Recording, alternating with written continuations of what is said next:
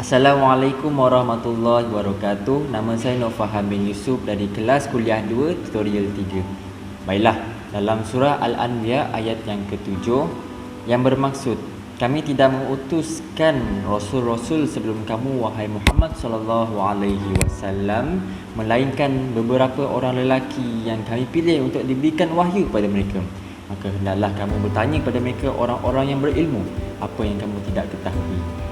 Ayat ini jelas menggambarkan kepada kita bahawa pentingnya kita sebagai seorang Muslim ni untuk menuntut ilmu dalam kehidupan seharian. Baiklah, hari ini saya akan bawa tajuk seorang tokoh ulama zaman dahulu yang masyhur pada zaman dahulu, bukan setakat zaman dahulu saja, tapi terkenal sehingga sekarang ni. Ada satu kata-kata ni, kalau kita sebut je kata-kata ni, kita dah tahu dah siapa orang ni. Bila kita tidak dapat menahan betapa lelahnya menuntut ilmu, maka kamu harus menahan peritnya menanggung kebodohan. Tahu tak siapa? Betul, Imam Syafi'i. Baiklah, siapakah Imam Syafi'i ini? Nama sebenar Imam Syafi'i ialah Muhammad bin Idris. Nama Syafi'i ini diambil daripada nama moyang dia, iaitu Syafi'i bin Sa'id. Kemudian nasabnya dengan Nabi Muhammad sallallahu alaihi wasallam ialah melalui datuknya, iaitu Abdul Manaf.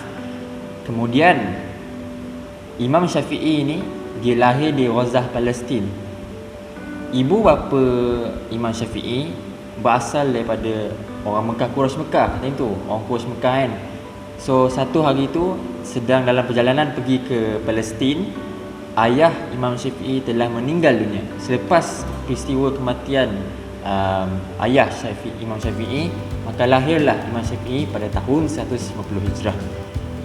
Masa tu juga imam besar masa tu iaitu Imam Hanafi juga telah meninggal dunia. So adalah orang kata-kata kan, perginya seorang ulama gantinya seorang ulama.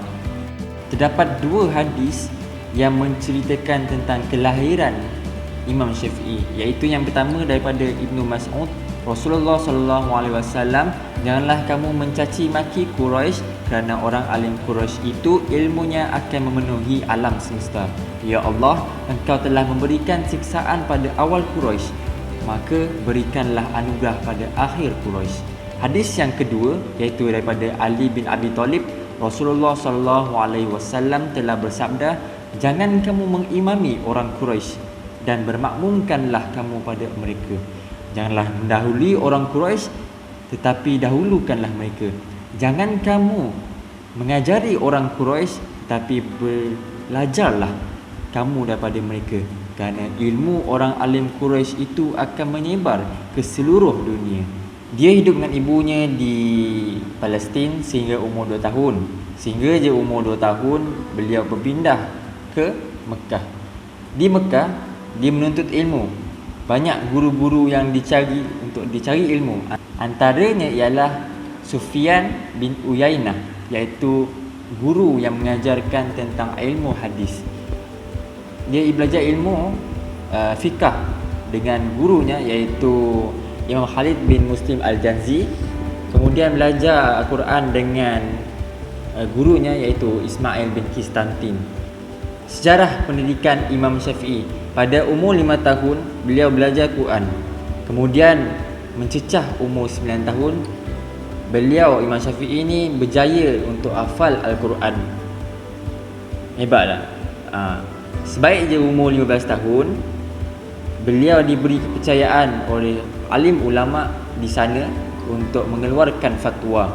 Apabila umurnya telah mencapai 20 tahun, beliau mengembara ke Madinah dan berguru dengan Imam Malik pada umur 20 tahun masa tu.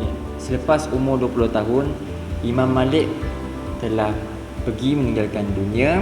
Kemudian Imam Syafi'i diangkat untuk menjadi guru di Masjid Nabawi Madinah masa tu. Bukan setakat di Manidah ataupun di Mekah saja beliau untuk ilmu.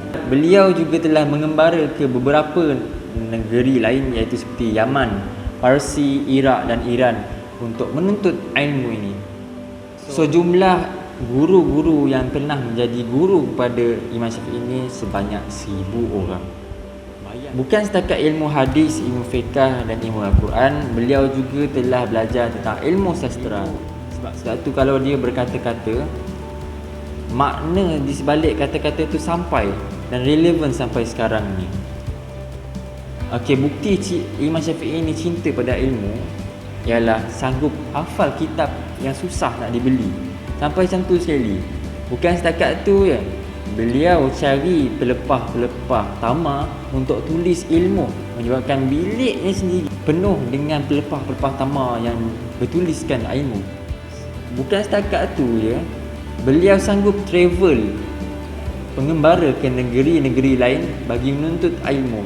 Inilah antara bukti-bukti yang menunjukkan bahawa Imam Syafi'i ini sangat mencintai ilmu. Macam mana? Tapi persoalan macam mana Imam Syafi'i ini dia membagikan masa dia? So berdasarkan kajian saya mendapati bahawa 1/3 masa Imam Syafi'i ini dia penuhi dengan ibadah. 1/3 lagi dia penuhi masa dia untuk menulis, dan 1/3 lagi dia penuhi untuk berehat.